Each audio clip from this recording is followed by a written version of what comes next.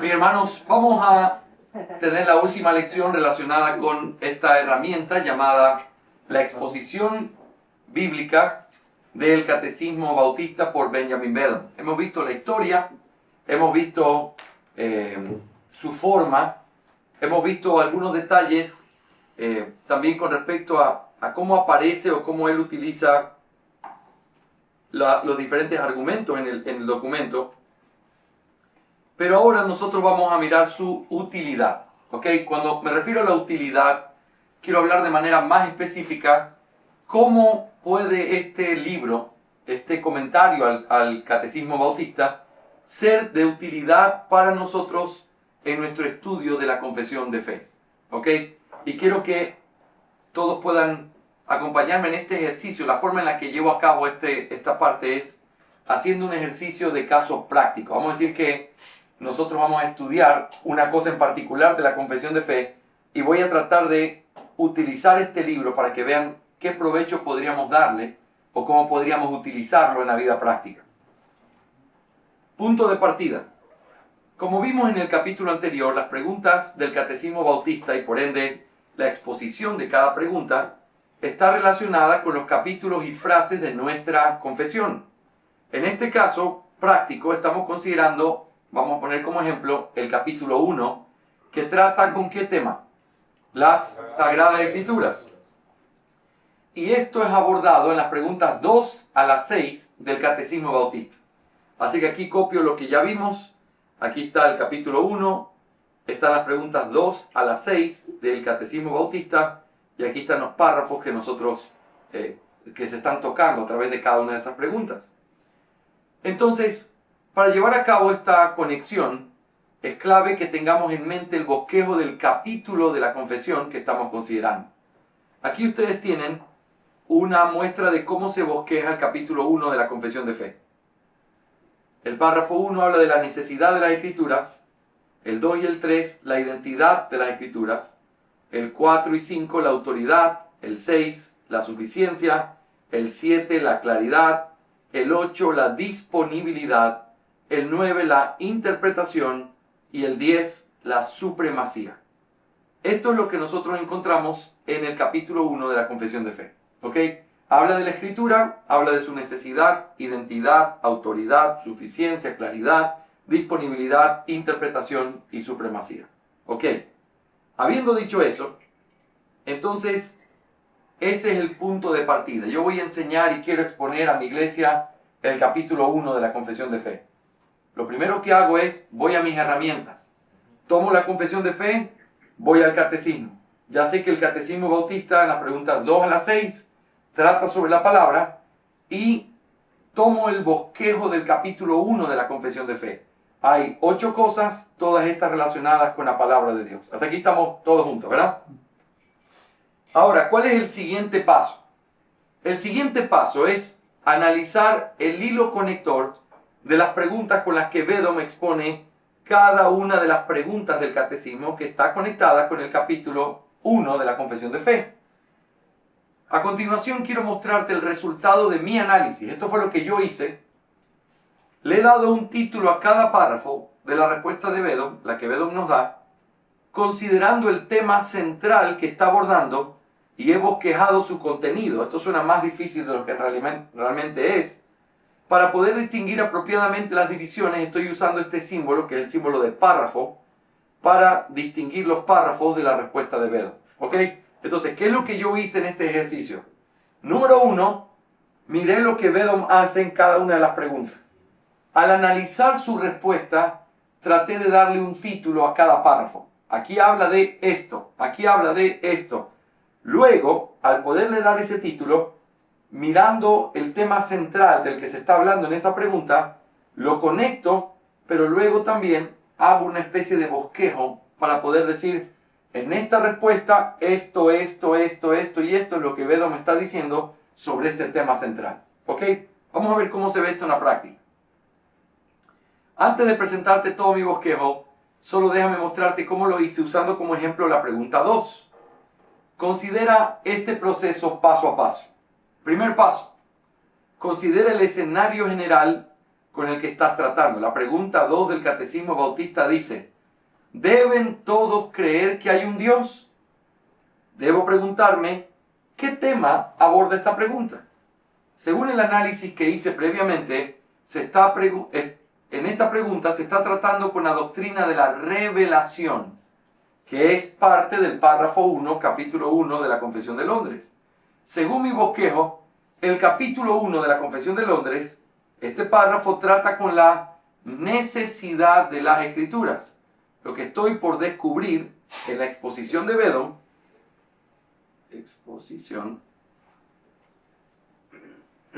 es qué es lo que me va a decir Bedon que pudiera ayudarme a poder exponer el párrafo 1, capítulo 1 de la Confesión de Fe. ¿Por qué? Noten, tomo la pregunta, al mirar la pregunta yo puedo conectarla con qué párrafo específico está. Ah, este está en el párrafo 4. Perfecto. Cuando yo sé que es el párrafo 4, yo voy a mi bosquejo de la Confesión de Fe. En el párrafo 4 de la Confesión de Fe, ¿de qué está hablando? Habla de tal cosa, listo. Entonces lo que Bedon va a exponer aquí es algo relacionado con esto que está en este párrafo en particular de la confesión. ¿Me hago entender? Así como lo voy conectando. Ok. Entonces, ¿qué cosa tiene este párrafo sobre la necesidad de las Escrituras? En el párrafo 1 del capítulo sobre las Sagradas Escrituras, la confesión trata con la revelación general y la revelación especial. Y cómo la escritura, al ser la escrituración de la revelación especial, la cual suple lo que la revelación general no pudo hacer, es necesaria para la salvación y la santificación de los hombres. ¿Por qué la Biblia es necesaria? ¿Sabes por qué? Porque la revelación general no era suficiente. Te decía que Dios existía, te dice cuál es el poder que Dios tiene, pero no te dice cómo ser salvo. ¿Cómo podemos saber cómo ser salvos? Bueno, podemos saber eso a través de cuando Dios comenzó a revelar de manera especial, hablando a través de profetas, dándonos diferentes revelaciones. Eso suple lo que la revelación general no pudo. Pero esto, para que pueda perpetuarse, se escribió en la palabra de Dios. ¿Por qué la palabra de Dios es necesaria? Porque en ella está contenido lo que Dios reveló de manera especial, que no estaba revelado porque era insuficiente la revelación general. ¿Me hago entender? Por eso la Biblia es necesaria para la salvación, porque en ella se encuentra el registro de qué es lo que Dios ha dicho que necesitamos para ser salvos. Muy bien. Segundo paso. Ya hice este primero de poder mirar dónde estoy, tratar de conectar, pero ahora voy al segundo paso. Ahora conecto cada párrafo de la explicación de Bedon distinguido con el signo, ese signo que estoy usando para párrafo, con el tema principal y le doy un título y hago un bosquejo con su contenido. Permíteme mostrarte esto utilizando el primer párrafo de preguntas y respuestas de la exposición de Bedon, de la pregunta 2, utilizando el texto completo de su exposición. Esto es el primer párrafo de la pregunta 2 del Catecismo de Bedon. ¿Ok? Mira lo que dice. ¿Hay algunos que no creen en la existencia de un Dios? Él responde sí. Han dicho en su corazón no hay Dios. Así que sí hay algunos que dicen que no hay Dios. Y hacer esto abre una puerta a todo tipo de inmoralidades. Cuando alguien dice yo no creo en Dios, ¿esto te abre una puerta de inmoralidad? Sí, dice él. Dice que se han corrompido y han cometido actos abominables. Pero entonces, ¿es la existencia de Dios un artículo necesario de la fe cristiana? Sí. El que se acerca a Dios es necesario que crea que Él existe. ¿Y es este el fundamento de toda práctica religiosa? Sí. Dice, ¿cómo invocarán a aquel en quien no han creído? ¿Es la existencia de Dios un pensamiento que trae consuelo a los santos? Sí. Ciertamente hay un Dios que juzga en la tierra. ¿Y es la existencia de Dios un pensamiento terrible para los impíos? Sí, ahora piensa, está hablando de la existencia de Dios. Algunos la niegan, ¿verdad? Y cuando la niegan caen en inmoralidad. Pero esta misma existencia de Dios es uno de los artículos centrales de la fe cristiana. El saber que Dios existe trae consuelo a los creyentes y trae terror a los inconversos. Esas son las cosas que se están diciendo en este párrafo, ¿sí o no? Muy bien. Ahora le voy a dar un título a este párrafo. El título que le di fue las consecuencias de no creer en Dios. El bosquejo de este párrafo es más o menos así. ¿Cuáles son las consecuencias de no creer en Dios? Son 5. Primero, inmoralidad. ¿Hay algunos que no creen en la existencia de un Dios? Sí. Entonces, lo primero es inmoralidad. Lo segundo es abominación e impiedad. Y hacer esto abre una puerta a todo tipo de inmoralidades. Sí, entonces, ¿cuál es la primera consecuencia? Inmoralidad. ¿Cuál es la segunda consecuencia? Convertirse en algo abominable. En tercer lugar, ¿cuál es la siguiente consecuencia? Ateísmo. ¿Es la existencia de Dios un artículo necesario de la fe cristiana? Sí. ¿Y es este el fundamento de toda práctica religiosa? Sí. Si alguien niega que existe Dios, la consecuencia de eso es su ateísmo. En cuarto lugar, falta de consuelo. ¿Es la existencia de Dios un pensamiento que trae consuelo a los santos? Sí. ¿Y qué pasa si tú no crees en Dios entonces? No tienes consuelo. Pero también terror. Porque dice que la existencia de Dios imprime terror en los impíos. Entonces nota, ¿qué hice?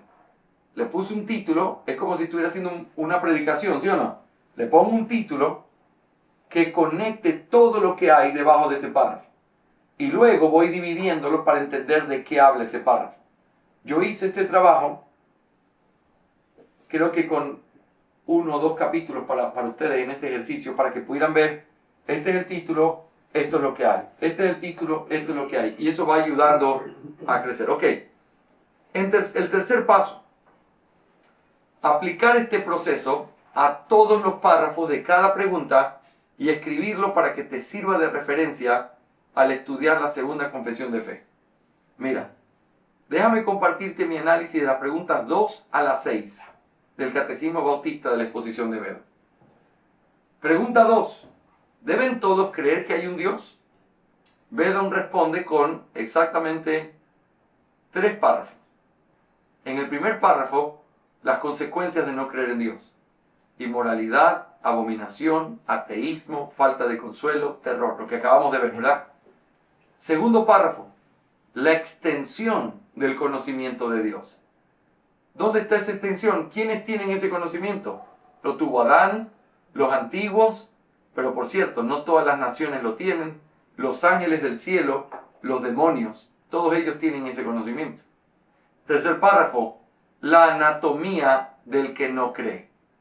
¿Verdad? Esos son títulos míos. La anatomía del que no cree. No creer es necedad. No creer es vergonzoso. No creer es pecaminoso. No creer es inexcusable. No creer es destructivo. Eso fue lo que hice mirando lo que Bedón va presentando. Pregunta 3. ¿Cómo podemos saber que hay un Dios? 3.1. Sobre la luz de la naturaleza. Primero, la existencia. Esta luz de la naturaleza existe. En segundo lugar, ha sido oscurecida. En tercer lugar, su utilidad. Nos enseña algunas cosas, nos revela a Dios. En cuarto lugar, su fragilidad. Y en quinto lugar, su insuficiencia. Nota, ¿qué hice? Tomé las preguntas de Bedón y las bosquejé. Esto es de lo que está hablando. El párrafo 2 de respuesta de esta pregunta 3 es sobre las obras de la creación. Su capacidad para revelar a Dios. 3 ejemplos que prueban esta capacidad. El universo, el cuerpo humano, el cuerpo de toda criatura. El tercer párrafo de respuesta lo he titulado sobre las obras de la providencia. ¿Y qué encontramos allí? 3 cosas. La capacidad de estas obras para revelar a Dios, el despliegue de estas obras, las obras terribles, las obras de misericordia, el cumplimiento de las profecías, los milagros, y finalmente su insuficiencia. El cuarto párrafo de respuesta a la pregunta 3 le puse sobre la palabra de Dios. Y allí puse su superioridad, su necesidad, su suficiencia. Y el párrafo 3.5 de la misma manera es una continuación, su inseparabilidad con el Espíritu Santo, su dependencia del Espíritu, su disponibilidad. Y así he hecho con todas las preguntas hacia abajo. ¿Qué es la palabra de Dios? La exposición de esta pregunta nos presenta las características de la palabra de Dios. Noten, párrafo 1, Bedón dice que la palabra es sobrenatural y dice que es dada por Dios, que no fue dada por espíritus malignos, ni por hombres malvados, ni tampoco por hombres buenos. Segundo, dice que es inspirada. Habla de la perspectiva divina, pero también desde la perspectiva humana. Si tú vas a enseñar sobre la inspiración, aquí tú tienes una buena manera de hacerlo a través de mirar esto. ¿Sí? Esto es sumamente claro. Es autoritativa. La existencia, la evidencia de su autoridad, por milagros, por el testimonio de los antiguos, por el testimonio de los mártires, el testimonio de los creyentes. La afirmación de su autoridad es una regla de forma positiva. La afirmación de su autoridad no hay otra regla de forma negativa. No son ni las tradiciones, ni la autoridad de la iglesia, ni los sentimientos de los hombres, ni la luz de la naturaleza, ni la luz interior, ni el ejemplo. Todo eso está allí en esos párrafos. Entonces, hermanos, ¿cuál es mi punto? Si tú tomas los párrafos y comienzas a bosquejarlos, te das cuenta que hay un montón de información con la que puedes trabajar utilizando el catecismo, la exposición de Bedón. Porque allí hay cosas sumamente importantes. Así que esto está hecho con respecto a estas 6 preguntas. Noten que fue un trabajito. Ahora, análisis de este caso práctico. Quiero aterrizarlo de manera que ya hemos visto cómo lo hice. Tomé la confesión de fe. La confesión de fe tengo que bosquejarla para saber de qué habla cada párrafo. Tomo las preguntas que hablan sobre ese capítulo de la confesión de fe, lo relaciono y entonces comienzo a trabajar lo uno con lo otro. Cuando ya veo lo que Bedón hace, comienzo a poner un título por cada párrafo y a tratar de bosquejar. Aquí habla de esto, esto, esto y esto. Otro título, esto, esto, esto y esto. Un trabajo que implica práctica de poder sintetizar, sistematizar. A mí se me hace complejo, pero al mismo tiempo la experiencia de bosquejar muchos bosquejos de sermones y eso me ayuda a hacerlo más rápido. Sintetizo, boom, boom, boom, aquí está hablando así, por esto, por esto, por esto y por esto. Y acá, de esto, de esto, de esto y de esto. Entonces, buscas un título y lo demás es algo que va conectado con ese título. Es un arte en un sentido. Analicemos este caso que les acabo de dar. A la luz del ejercicio que hicimos sobre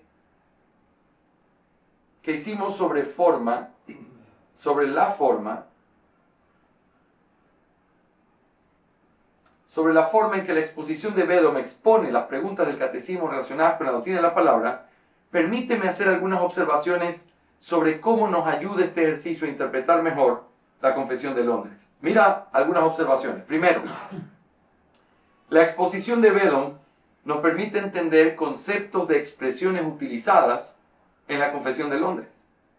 Por ejemplo, dice, aunque la luz de la naturaleza, las obras de la creación y de la providencia manifiestan la bondad, sabiduría y poder de Dios, hay 3 frases allí que necesitan ser descritas. La luz de la naturaleza, las obras de la creación y las obras de la providencia. ¿Cómo se describe eso? Sobre todo, si alguien me pregunta cuál es la más difícil de estas, es la luz de la naturaleza. ¿Qué significa? Si yo le preguntara a algunos de ustedes que han enseñado ese párrafo algunas veces, ¿qué es la luz de la naturaleza? Bueno, creo, leí, pero ¿saben qué? Bedón nos ayuda a tener una visión clara.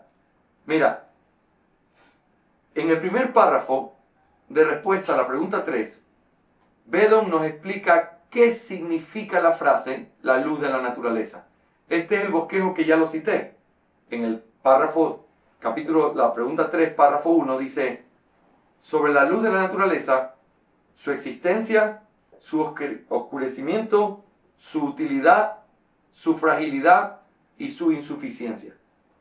¿Qué aprendemos de esta frase en la exposición de Bedón? Citando Romanos 1:19, Bedón nos explica que esa luz es el conocimiento natural que los hombres tienen de Dios y que está dentro de ellos. Además, nos dice que este conocimiento fue oscurecido por causa de la caída, pero sigue siendo eficaz para enseñarnos algunas cosas al reflexionar por medio de la observación que nos rodea y nos revela a Dios. Sin embargo, nos dice que por causa de su estado de oscurecimiento, esta luz de la naturaleza es frágil y trae consigo muchas dudas e incertidumbres y que, aunque es efectiva en dejarnos sin excusa, no es capaz de revelarnos algunas cosas con respecto a Dios, como el conocimiento del Evangelio. Nota, ¿de dónde saqué ese concepto largo? De lo que dice el bosquejo. Dice que los hombres tienen esa luz, así que es algo que está en el hombre. Dice que por el pecado ha sido oscurecida. Dice que es útil porque nos ayuda a entender algunas cosas, nos revela a Dios, pero también es algo que es frágil, puede ser corrompido, puede ser dañado y es insuficiente. Así que esto que leíste aquí, este concepto que acabo de dar, lo tomé completamente de la exposición basado en el párrafo, de lo que aprendí mirando a Bedo. ¿Me hago entender? Entonces, ¿qué es la luz de la naturaleza? Es ese conocimiento que los hombres tienen dentro de ellos mismos, que les permite a través de su reflexión conocer cosas verdaderas con respecto a Dios, pero que al mismo tiempo es frágil, ha sido oscurecida y no es suficiente. ¿Me hago entender? Esas cosas uno aprende con observación, mirando lo que dice aquí. Veamos otro ejemplo, ¿ok? En el 1.2, la confesión menciona la doctrina de la inspiración. Aquí te quiero ver. Sin embargo, no la define ni la explica como los editores de la confesión entendían esta doctrina. No sabemos qué es lo que se dice. Algunos han considerado que el concepto de inspiración que había en el siglo XVII era deficiente, no era claro, no tenía muchas cosas, porque eso recién se tuvo cuando fue la batalla fundamentalista. Sin embargo, Bedom nos da una claridad sobre cómo ellos entendían la inspiración. Hermanos, esto es vital. Presten muchísima atención a esto. Dice en la Confesión de Fe, capítulo 1, párrafo 2. Todos estos, hablando de los libros que aparecen citados, fueron dados por inspiración de Dios para que sean la regla de fe y vida. No dice nada más. Eso es todo lo que dice la confesión. Estos libros fueron inspirados. ¿Y qué significa inspirado? ¿Cómo entendían ellos la inspiración? No lo dice la confesión, pero sí lo dice Bedom. Miren lo que dice la respuesta a la pregunta 4. Él expone la inspiración de la siguiente manera. Habla en primer lugar de la inspiración desde una perspectiva divina y luego habla de la inspiración desde una perspectiva humana. Muy interesante. En la perspectiva divina presenta que es algo que viene de parte de Dios y que se extiende a toda la Biblia. Eso es lo primero que aprendemos. Pero de la perspectiva humana aprendemos la forma en la que funcionó la inspiración, lo cual incluía la participación del hombre, no era un dictado. Eso lo dice Bedom. Los hombres estaban satisfechos cuando terminaron de escribir lo que escribieron, los hombres estaban seguros de que eso venía de Dios y los hombres usaron sus sentidos. No fueron aniquilados, no eran mediums ahí con los ojos para arriba escribiendo lo que Dios les decía.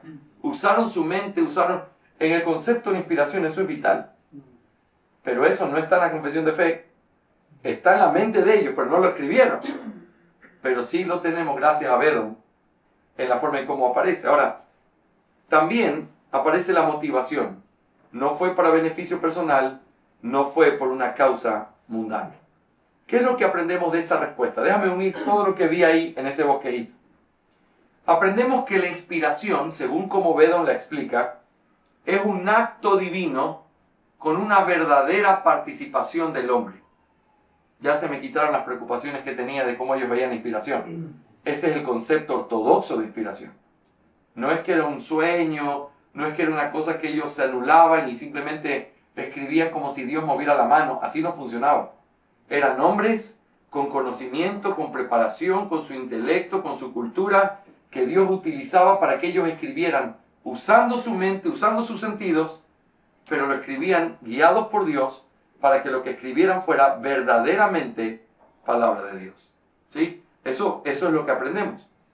Esta afirmación va en contra de cualquier idea de una inspiración mecánica o que enseñe que el hombre funcionó como una especie de medium en la escritura de la palabra de Dios. Además, la participación del hombre es clara en que los hombres estaban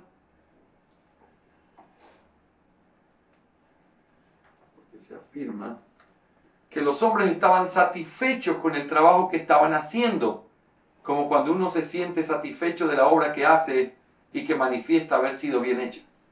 ¿Cuándo tú te sientes satisfecho? Cuando conscientemente haces algo que tú dices, me pasé, la hice, pero eso implica que tú estás consciente. ¿Sí o no? Y eso es algo que se defiende muchísimo en la doctrina de la inspiración. Ahora, también nosotros vemos que siendo completamente conscientes de lo que escribían, no solamente era producto de ellos, de lo que se sentían contentos, sino que ellos eran conscientes de que eso venía de parte de Dios. Esta obra no fue hecha por voluntad de carne o de varón, sino por el designio de Dios. La inspiración de las Escrituras se extiende a cada una de sus partes, es decir, Antiguo y Nuevo Testamento. Si yo pudiera resumir lo que aprendemos de eso, diría esto. La doctrina de la inspiración sostiene que, primero, es una obra de Dios, pues no hay manera de que alguien pudiera hacerlo mejor.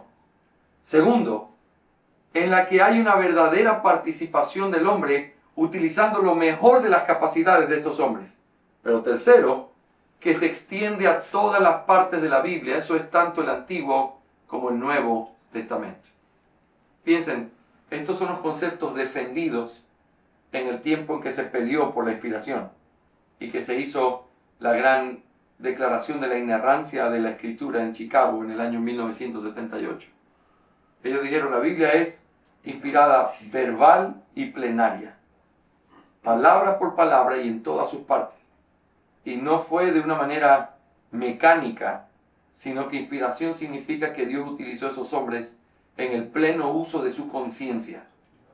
Y aunque lo que escribieron era palabra de ellos, fueron guiados por Dios para que lo que escribieran era verdaderamente palabra de Dios. ¿Sí? Esa es la doctrina ortodoxa. Y noten, la confesión no lo enseña así. Lo afirma nada más. Pero gracias a Dios por Vedom, ¿sí o no? Que al mirarlo y al analizarlo, se dan cuenta que esto no es un trabajo fácil, pero están las herramientas para nosotros. Hay manera de hacerlo, y siempre podemos hacer una que otra llamada telefónica a algún amigo que nos guíe. Pero tienes las herramientas en el libro. Y eso es de lo que se trata, el poder hablar de estas cosas en esta clase. ¿Sí? Muy bien. Entonces hemos visto en primer lugar que esta exposición de Vedom nos ayuda a mirar ciertos términos. Pero también la exposición de Vedom, en este caso que hemos hecho, nos explica cómo ampliar los temas encontrados en nuestra confesión de fe. Porque acuérdense, el catecismo a veces amplía, ¿sí o no? Pero Vedom amplía mucho más. Entonces, la palabra regla, por ejemplo.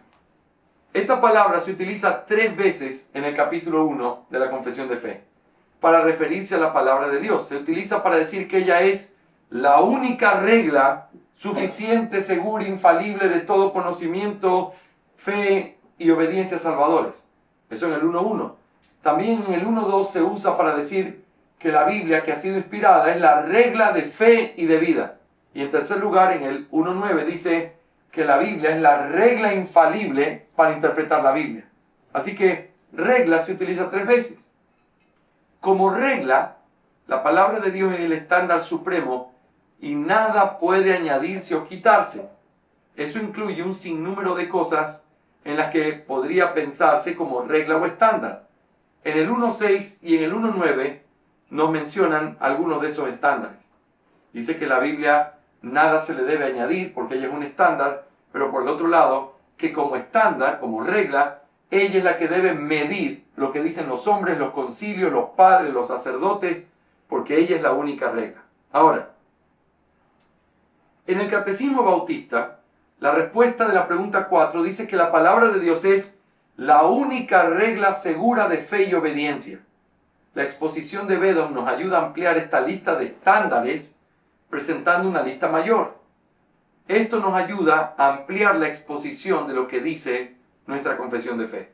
El argumento de Vedom es que ni las tradiciones, ni la autoridad de la iglesia, ni los sentimientos de los hombres, ni la luz de la naturaleza, ni la luz interior, ni el ejemplo de muchas personas, ni el ejemplo de personas buenas, ni lo que dicen los ángeles, ni una voz del cielo puede jamás ser considerado como la regla de nuestra fe y nuestra práctica. La única regla de nuestra fe y práctica es la palabra de Dios. Noten cómo se amplía la idea de regla. Ah, sí, yo sé que la Biblia es la única regla, muy bien. Pero ¿qué significa eso? Que no lo son ni los ángeles, ni hombres buenos, ni lo que hace la mayoría de gente, ni lo que diga una iglesia. Significa que ella es incomparable en el lugar que ocupa para nuestra fe y nuestra práctica. ¿Me hago entender? El otro día conversábamos acerca de eso. Bueno, yo no conversé de eso, pero escuché algo con respecto a eso y era una pregunta de una afirmación que se hizo cuando se leyó la Confesión de Fe en el culto. Era que si la Biblia se interpreta por sí sola. ¿Era así, no, Andresito? Sí, yo preguntaba por el soloísmo bíblico. O sea, es que creo que siento que hay una diferencia entre decir que la Biblia es suprema regla de conducta para el ser humano, pero al no usarse otros elementos para llegar a su interpretación.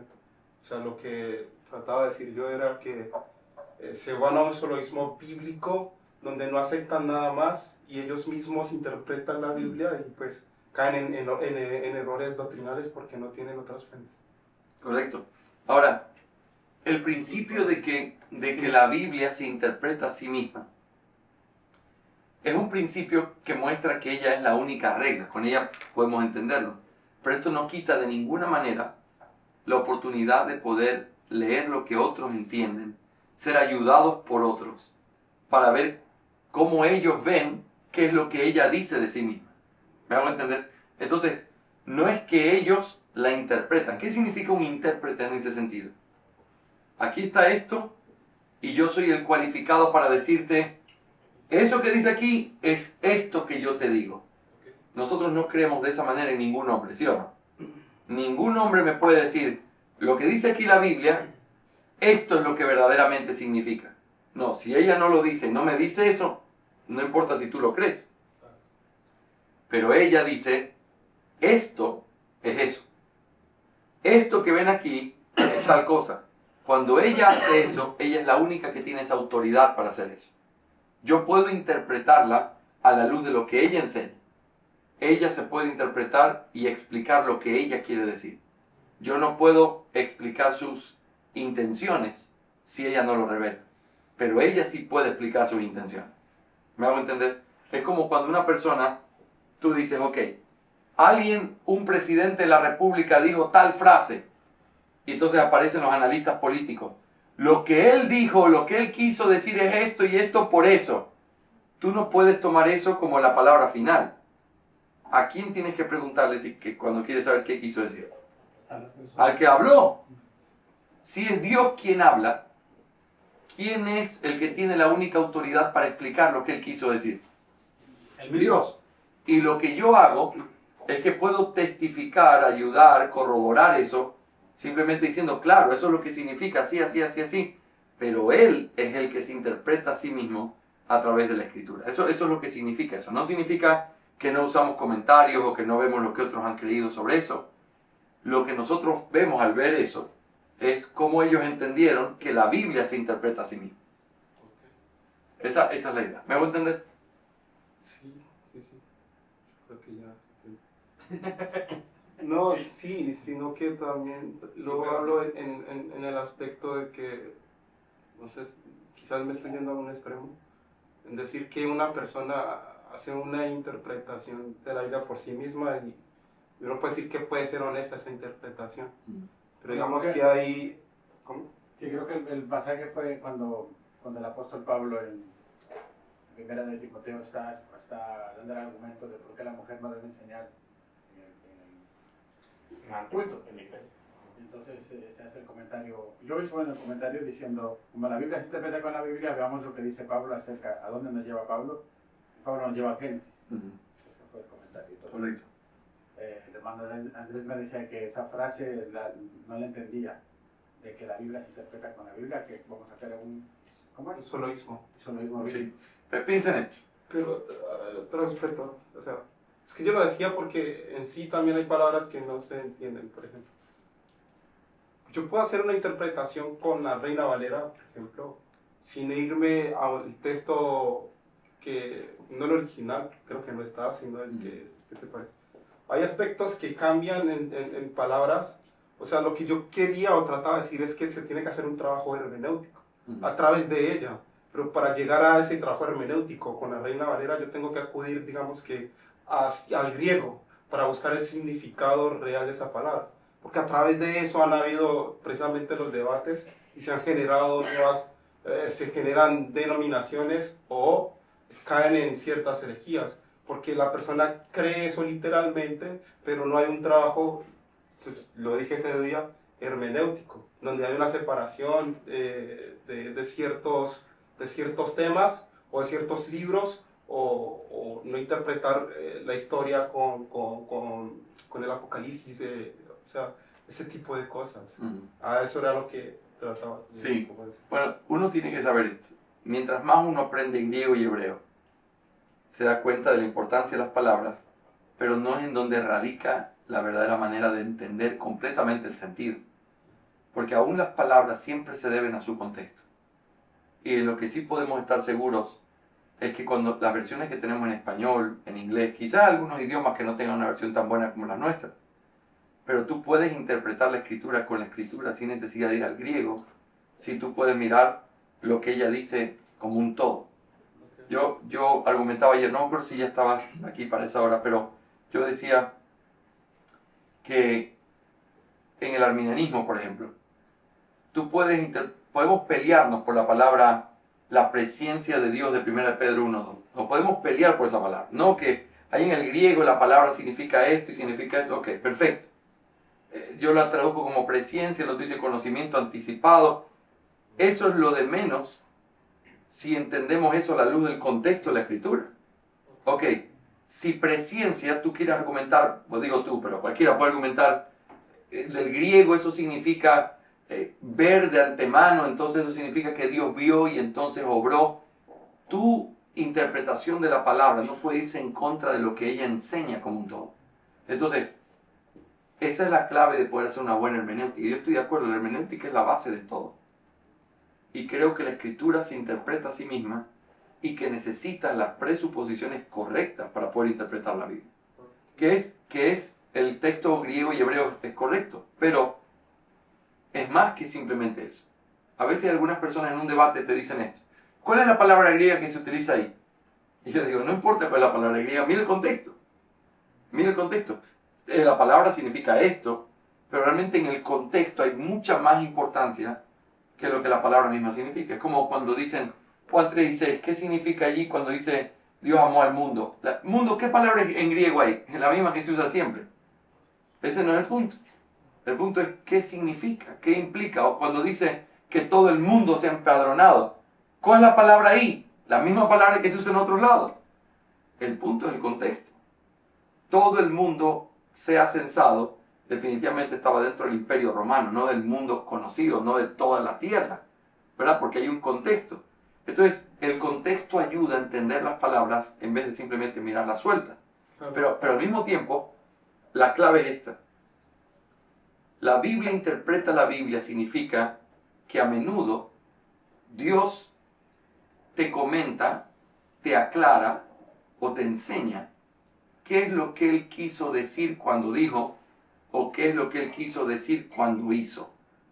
Entonces, cuando tú encuentras en la Biblia que dice,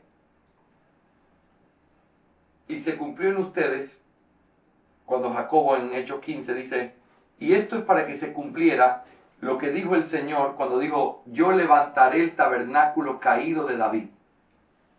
El contexto en el que Jacobo lo está usando es la discusión de si los gentiles y los judíos, cómo se iban a relacionar, los gentiles tienen que circuncidarse, ¿cómo es la cosa? Dice, no. Esto está pasando para que se cumpliera cuando el Señor dijo, y levantaré el tabernáculo caído de David. Para muchos dispensacionalistas, la idea es, cuando habla del tabernáculo, del templo, inevitablemente dicen, tiene que haber un tercer templo en el futuro, porque ahí se habla de una estructura, se habla de medidas, se habla de...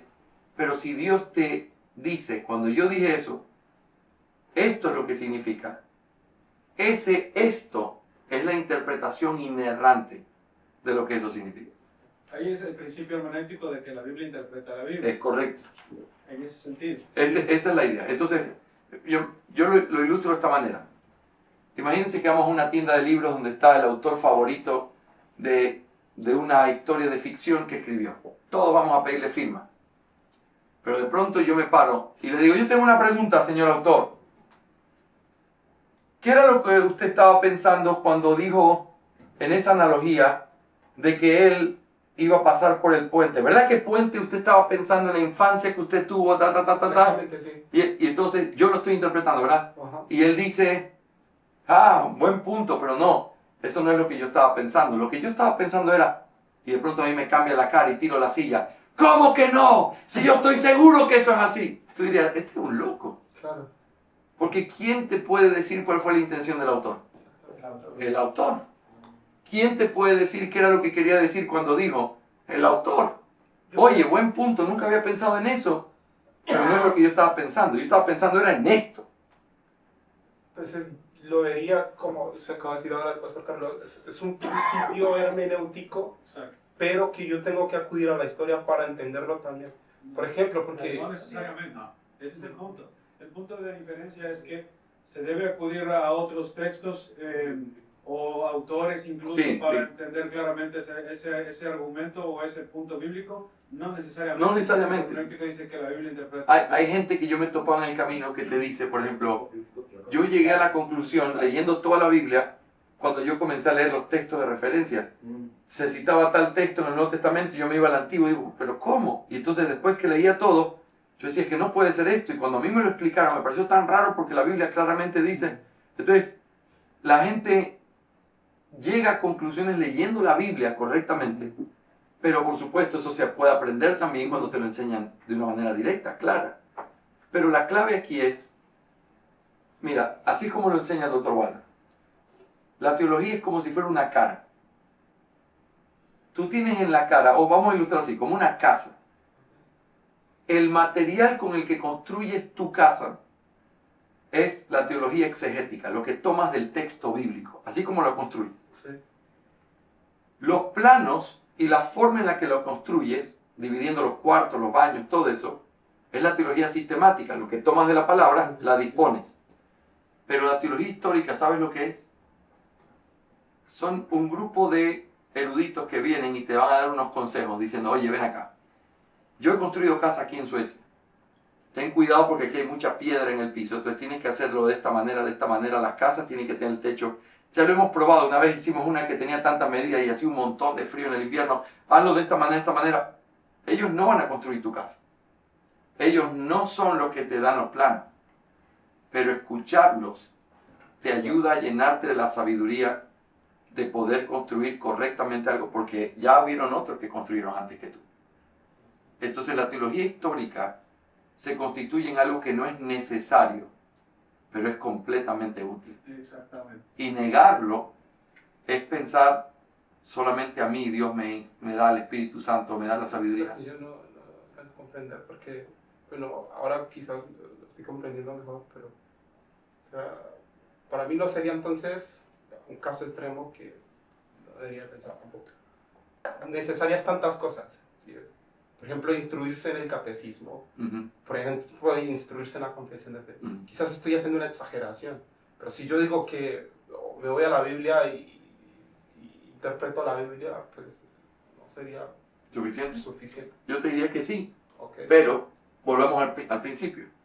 Piensa en Pablo enseñándole a Timoteo.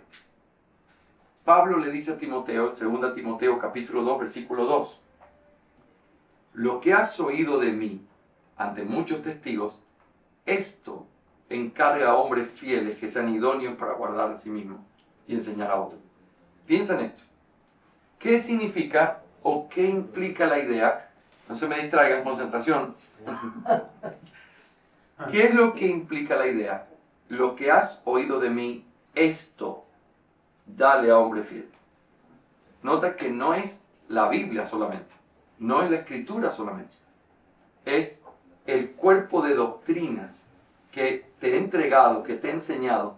Esa enseñanza apostólica es lo que tiene que ser entregado en las manos. Por supuesto, todo eso es acorde con la palabra, Pero nosotros somos llamados a tener que entender cuál es ese cuerpo apostólico y enseñarlo y poder proclamarlo. Por eso, uno de los grandes principios hermenéuticos en la Reforma fue que no solamente la Biblia interpreta los textos de la Biblia, un versículo interpreta otro versículo, eso es correcto, pero la teología de la Biblia tiene que ser usada cuando vas a interpretar un pasaje.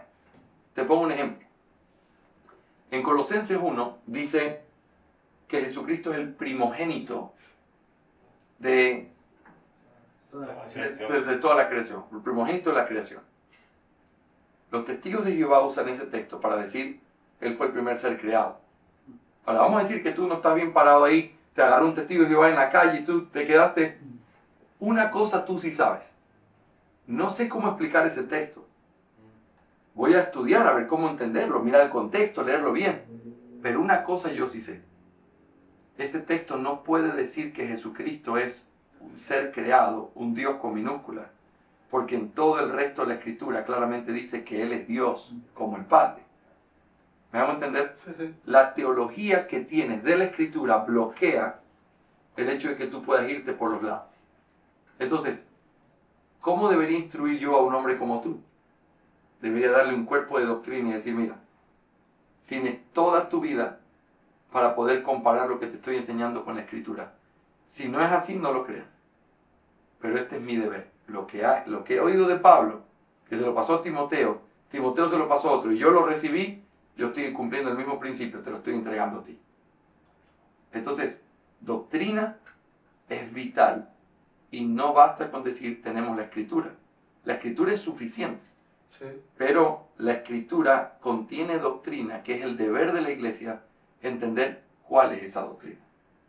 ¿Me hago entender? Muchas iglesias dicen, no necesitamos una confesión de fe, porque tenemos la Biblia.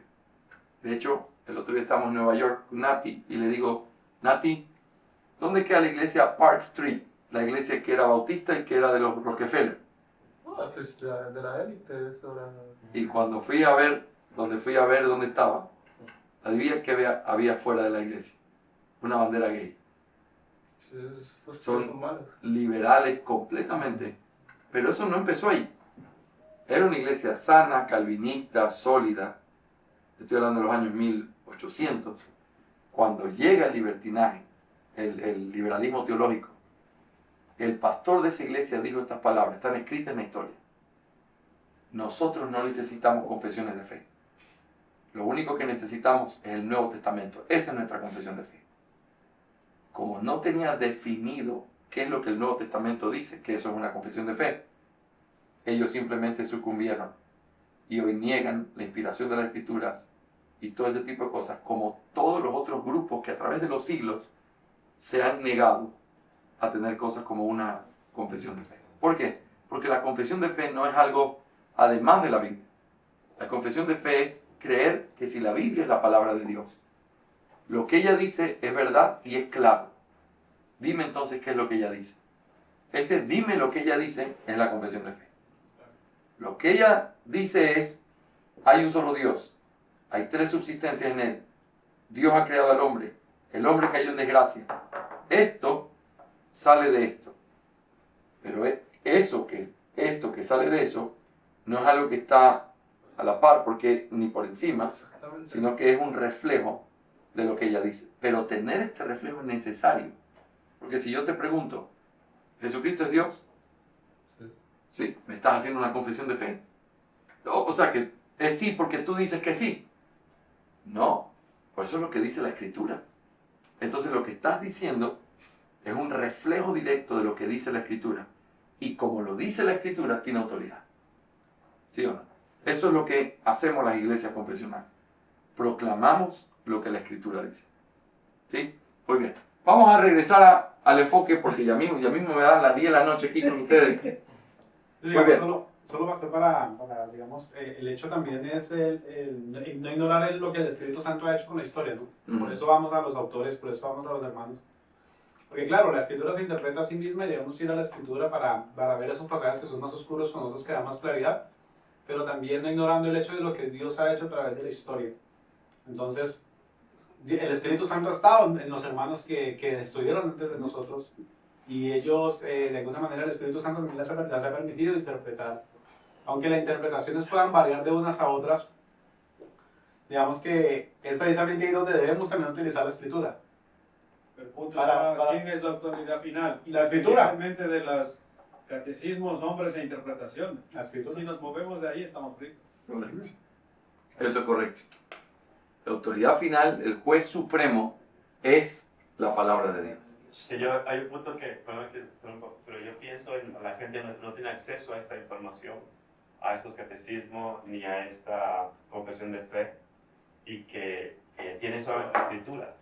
Porque al final de toda esta historia que se habla aquí, es para que un ser humano, a través del Espíritu Santo, llegue a la salvación.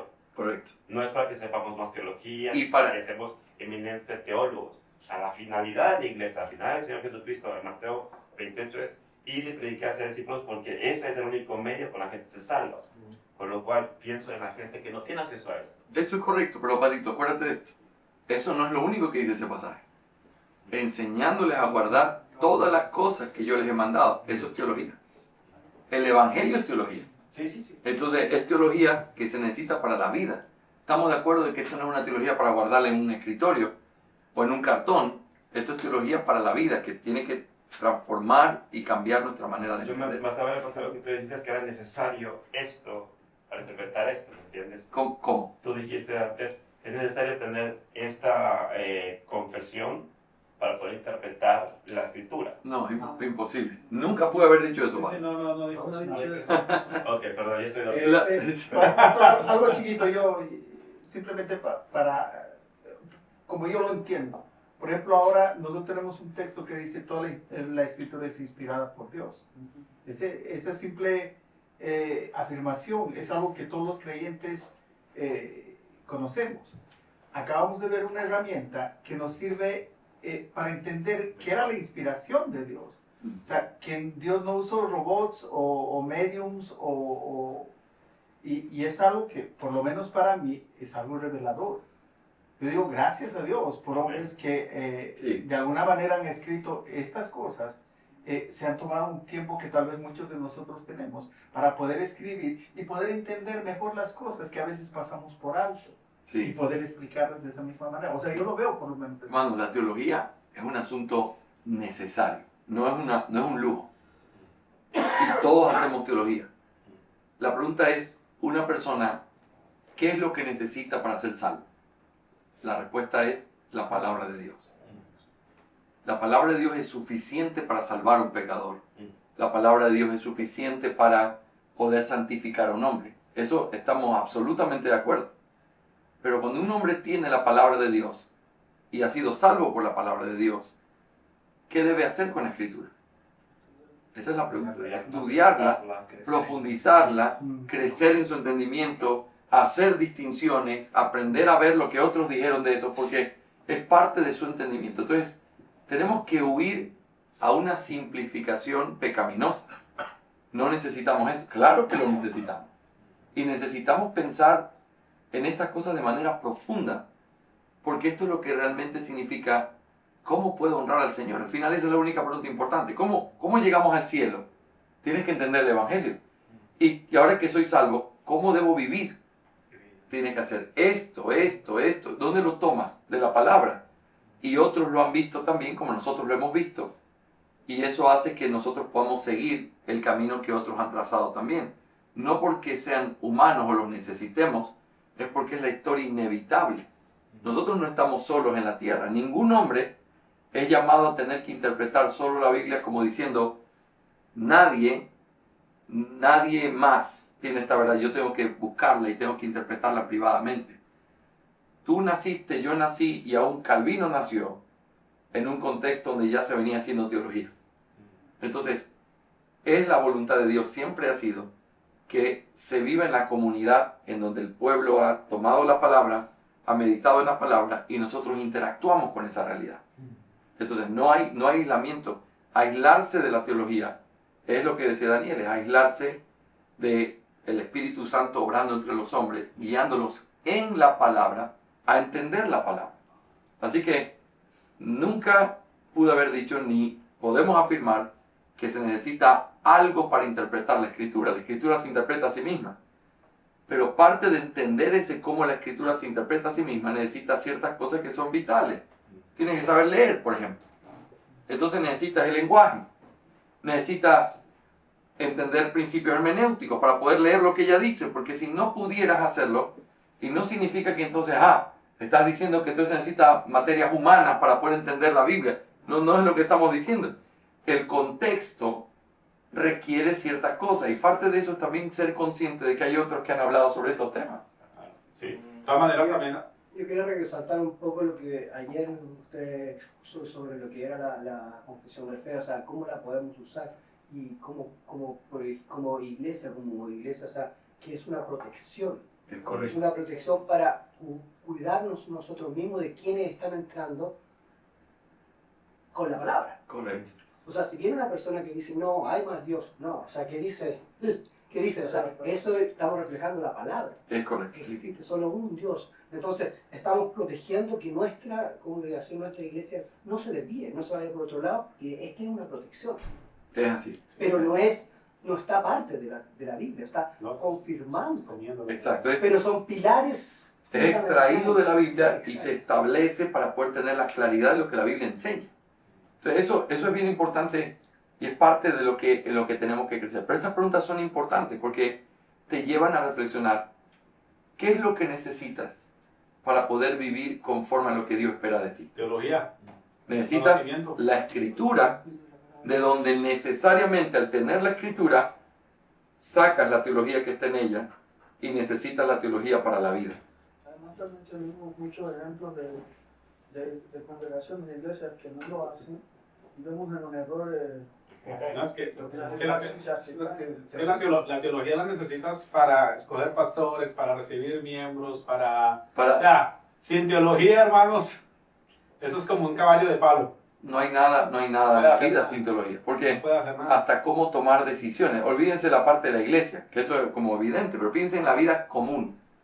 ¿Cómo decido con quién me caso? ¿Cómo decido en qué trabajo puedo trabajar? ¿Cómo decido lo que sea de la vida? Las decisiones más básicas, ¿de dónde salen? El tema importante yo creo que de resaltar es de que, o sea, estudiar teología es un asunto de vida o de muerte. O sea, tú matas a la gente con mala teología, tú le das vida a la gente con buena teología, y esto es un asunto serio, por ese motivo, porque generalmente siempre la gente cree que Satanás está matando a la gente, no sé, con tenedor, Satanás está matando a la gente en las iglesias. Satanás se para a predicar en las iglesias todos los domingos. Eso es una realidad, pero ¿qué enseña? Una teología torcida. Y esa teología lleva a la gente. La labor nuestra, estudiar buena teología, porque la buena teología les va a dar vida eterna. ¿Y qué es la teología? Pues la palabra de Dios. El estudio y el conocimiento de Dios. Sí. Amén. Gracias. Bien, muy bien. Vamos a cerrar con una tercera y última cosa que quiero decir aquí como observación. La exposición de Bedom también nos ayuda a aplicar la doctrina contenida en la confesión de fe. Es decir, aplicarla. Quiero que piensen en algunas cosas bien prácticas aquí. 2 ejemplos. La confesión nos enseña que la palabra de Dios es clara. Es decir, no puede ser entendida solo por los eruditos, sino también por los que no lo son. Y por esa razón debe estar disponible para el pueblo de Dios para que pueda ser leída e interpretada por ellos y para que de esta manera la levanten en alto como el juez supremo de toda su fe y práctica. La demanda práctica de estas verdades maravillosas es que, por causa de ello, el pueblo de Dios debe oír, leer e interpretar la palabra de Dios. Considera lo que dice la confesión de fe. Pero debido a que estas lenguas originales no son conocidas por todo el pueblo de Dios, el cual tiene derecho a las escrituras e interés en estas, y debido a que se le manda leerlas y escudriñarlas en el temor de Dios.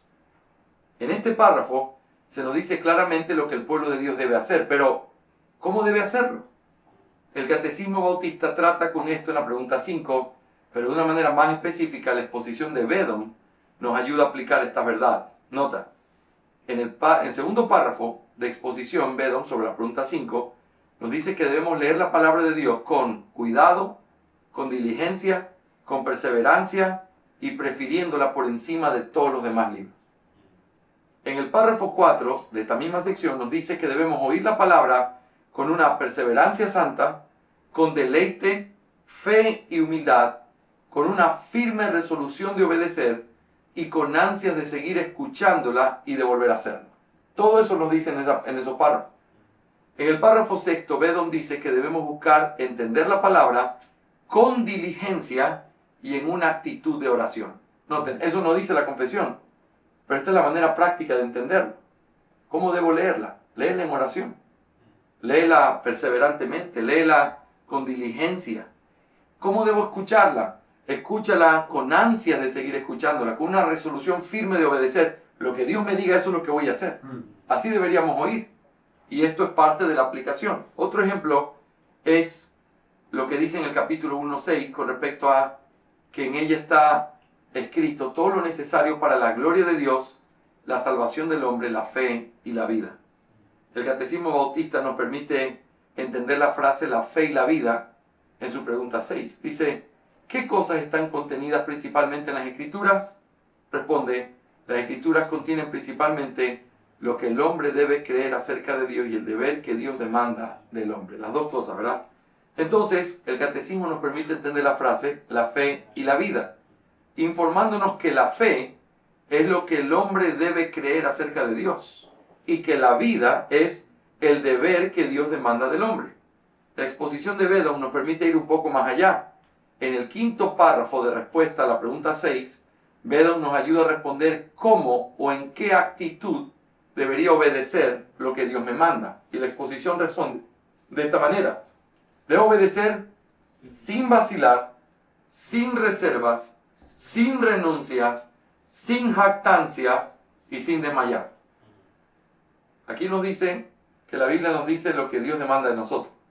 En la aplicación que hace Bedón te dice, y al saber qué es lo que Dios pide de ti, hazlo sin vacilar, sin reservas, sin renuncias, sin jactancias y sin desmayar. Así que todo eso es una parte importantísima. También Bedón nos ayuda a entender los argumentos de la confesión de fe, pero eso ustedes lo tienen aquí. Conclusión. Quiero cerrar este capítulo dándote palabras de ánimo.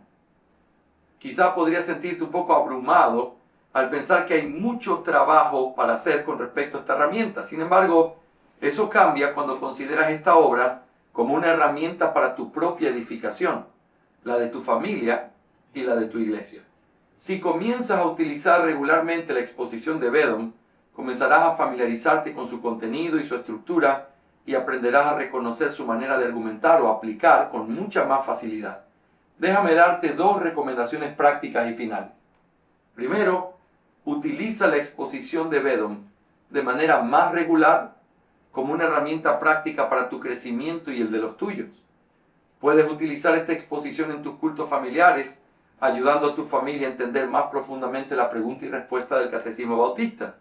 Si solamente utilizaras esta obra los domingos por la tarde en tu casa, aquí estoy pensando en lo que yo les conté, ¿verdad? Eso significa que en un poquito más de 2 años habrás terminado de leer y meditar en todo el libro. También puedes utilizarlo para tu propia edificación y devoción. Si tomas una pregunta del Catecismo Bautista por semana y utilizas la exposición de Bedón para entender lo que esta pregunta enseña en profundidad y cuáles son sus implicaciones prácticas, entonces tendrías cosas en las cuales pensar por el resto de la semana. Déjame compartirte algo que yo mismo estoy haciendo actualmente. Esta es la semana 2, un devocional que estamos haciendo como iglesia. ¿Deben todos creer que hay un Dios? Todos deben creer que hay un Dios y quienes no lo crean cometen gran pecado y necedad. Esa es la pregunta número 2 del Catecismo. Luego tomé lo que dice Bedón y lo repartí de esta manera. El día 1, lunes, todos deben creer que hay un Dios porque toda la creación proclama la existencia y la gloria de Dios. Salmo 8 del 1 al 9. Tomas ese texto y meditas durante todo el día en la realidad que hay en que el cielo cuenta la gloria de Dios. ¿Sí o no? Luego, día 2, todos deben creer que hay un Dios porque aún los enemigos de Dios declaran su existencia. Aquí cuando aparecen los demonios y dicen, ¿qué tienes con nosotros, Dios, Hijo del Altísimo? Ha venido a atormentarnos. Hasta ellos saben y lo afirman y lo confirman. Y uno piensa, el que niega esto es peor que uno de los enemigos de Dios. y más necio. Día 3, todos deben creer que hay un Dios, porque la fe es un artículo necesario de la fe cristiana. ¿Se acuerdan que hemos visto esto ya en lo que hicimos? Y fuera del cristianismo no hay salvación. Hebreos 11, del 1 al 6.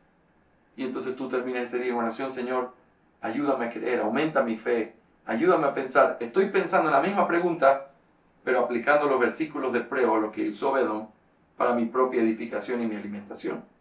El día 4, tomo el Salmo 14 y digo: todos deben creer que hay un Dios, porque negar la existencia de Dios es un gran pecado y locura. Luego en el día 5, Salmo 9, 7 al 12, todos deben creer que hay un Dios, porque la existencia de Dios es un pensamiento que trae consuelos a los santos. Eso es tomando lo que Bedón hace, dividiéndolo en forma de devocional diario, para pensar en lo que la Escritura dice sobre este punto en particular. ¿Me hago entender? Este comentario para cada día los tomé de la exposición de Bedón, de esta pregunta, y los dividí por día tomando un texto bíblico citado por él o buscando uno que enseña el principio mencionado. Esa es la primera recomendación. La segunda es esta: cada vez que utilices la exposición de Bedón, toma nota de la estructura o la forma en la que desarrolla la exposición de cada pregunta del catecismo. Esta práctica te permitirá tener bosquejos y notas que te ayudarán cuando tengas que considerar uno de los capítulos o temas de la confesión de fe. Haz este ejercicio. Uno se demora porque tienes que meditar, pero si comienzas a desarrollarlo así como parte de tu práctica, vas a tener una buena herramienta. Anhelo que estas recomendaciones y los ejemplos citados en este capítulo te motiven a apreciar más y más esta herramienta maravillosa para nuestro crecimiento, la cual es muy útil para ayudarnos a entender también nuestra confesión de fe. ¿Sí? Y colorín colorado. Bueno, quisiera que no se me interprete lo que te dije antes, ¿no? Pero quiero decirte que me siento privilegiado de estar aquí y quiero darte las gracias, hermano, porque el ver tu trabajo, hermano, para mí es un privilegio. Quiero darte las gracias de verdad por el tiempo que dedicas, que Dios te guarde siempre y me pones a mí una vara muy alta para seguir estudiando la Escritura y poder avanzar en este camino que es de verdad precioso. Muchas gracias, pastor. Encantado. Esto es algo que yo sé que nos hace bien al alma. Y que sé también que hay temores con los que a veces uno camina. Es inevitable. Uno no quiere deshonrar al Señor. Ninguno de los que estamos aquí queremos deshonrarle. Queremos honrarle en todo, hacer todo para su gloria. Así que tener estos temores con la confesionalidad es normal. Lo que les digo es que el Señor nos permita mirarlo de una perspectiva todavía mayor, más amplia, donde hablar de esto sea parte de lo que nos ayuda a decir: esta es la verdad de Dios. Creo que nada de lo que les he dicho es algo que esté contrario al amor, el temor, lo que Dios enseña en su palabra, sino todo lo contrario. He tratado de mostrar, hemos hablado de la Trinidad, hemos hablado de la ley, hemos hablado de Jesucristo, hemos hablado de muchísimos temas, el pecado, todo eso está en la Escritura. Y esto lo que nos ayuda es como que si pudiera blindarnos para que nuestra manera de entender la palabra nunca salga de realmente el perímetro correcto que lo hace esta fe preciosa que hemos recibido.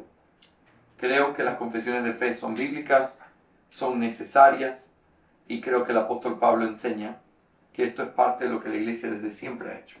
Así que yo quiero animarles a que podamos seguir creciendo en eso y buscar, con la ayuda del Señor, más dirección sobre este tema tan especial e importante. Espero que estas herramientas hayan servido. Me quedé con una ahí sobre la mesa, pero que el Señor nos permita tener un tiempo para poder estudiar y hacer la continuación. Parte 2 de este estudio de las herramientas de la confesión de fe. Amén. Sí. Muchísimas gracias. Muchas gracias.